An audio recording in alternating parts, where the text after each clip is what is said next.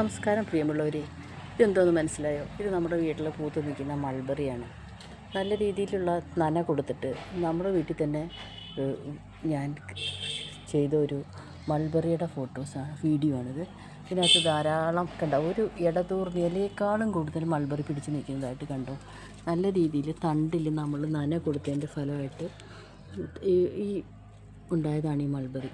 കണ്ടില്ലേ, ഇത്ര മാത്രമാണെന്ന് നോക്കി. ഒരു തണ്ടിൽ ഒരുപാട് മൾബറി പഴുത്ത് പല പല വ്യത്യസ്ത സ്റ്റേജിലായിട്ട്, അതായത് എവരി ഡേ നമുക്ക് മൾബറി പറിക്കാം. ആ രീതിയിലാണ് ഇതിനകത്ത് നിൽക്കുന്നത്.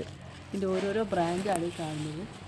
ഓരോ ബ്രാഞ്ച് എടുത്ത് നോക്കിയാലും ഇലയേക്കായും കൂടുതൽ നമുക്ക് മൾബറി കാണാം. കണ്ടു, ഞങ്ങൾക്ക് കാണിക്കാൻ വേണ്ടി ഞാൻ ഇത് എടുത്ത് കാണിക്കാൻ കാരണം, ഈ മൾബറിയുടെ തണ്ടിൽ നല്ല രീതിയിൽ നന കൊടുക്കുക. നന കൊടുത്തു കഴിഞ്ഞാൽ ധാരാളം ഓരോ ഭാഗത്തും ധാരാളം മൾബറി, അതുപോലെ ഇങ്ങനെയുള്ള ഫ്രൂട്ട് പ്ലാന്റ്സുകൾ ഇതുപോലെ നമുക്ക് പിടിക്കുന്ന, ഇങ്ങനെ നമ്മൾ തണ്ടിൽ നനച്ചാൽ ഉണ്ടാകുന്ന ഒന്നാമത്തെ സാധനം ഈ അരിനെല്ലി, ഇരുമ്പമ്പുളി, മൾബറി, ചാമ്പ, ഇങ്ങനെയുള്ള ഫ്രൂട്ട് പ്ലാന്റ് മൊത്തം, അതായത് അങ്ങനെയുള്ളതിൽ മുഴുവൻ നമ്മൾ തണ്ടിൽ എത്രമാത്രം നന കൊടുക്കുന്നോ അത്രമാത്രം അതിൽ കായ്കളുണ്ടാവും എന്നതിൻ്റെ തെളിവാണ് ഞാൻ കാണിക്കുന്നത്. നമ്മുടെ വീട്ടിൽ നമ്മുടെ സ്വന്തം അനുഭവമാണ്, അല്ലാതെ നമ്മൾ വെറുതെ വീഡിയോ ചെയ്യുന്നതല്ല.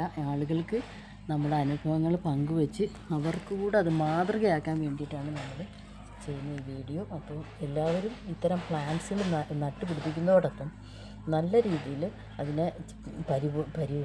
പരിപോഷിക്കുന്ന രീതിയിൽ എല്ലാ പ്രാവശ്യവും നല്ല നനയും അതേപോലെ തന്നെ നല്ല ജൈവവളവും കൊടുത്ത് സംരക്ഷിക്കുക. കൂടുതൽ പുറത്തുനിന്ന് നമ്മൾ ധാരാളം വളമൊന്നും പൈസ കൊടുത്ത് വാങ്ങിക്കേണ്ട. കുറച്ച് ചാണകപ്പൊടിയോ ചാമ്പലോ അതേപോലെ തന്നെ കൂടാതെ നമുക്ക് നനയാണ് ഭയങ്കര പ്രാധാന്യം.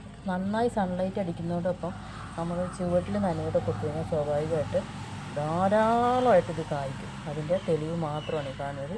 നിങ്ങളും ഇതൊക്കെ ഒന്ന് ചെയ്ത് നോക്കും.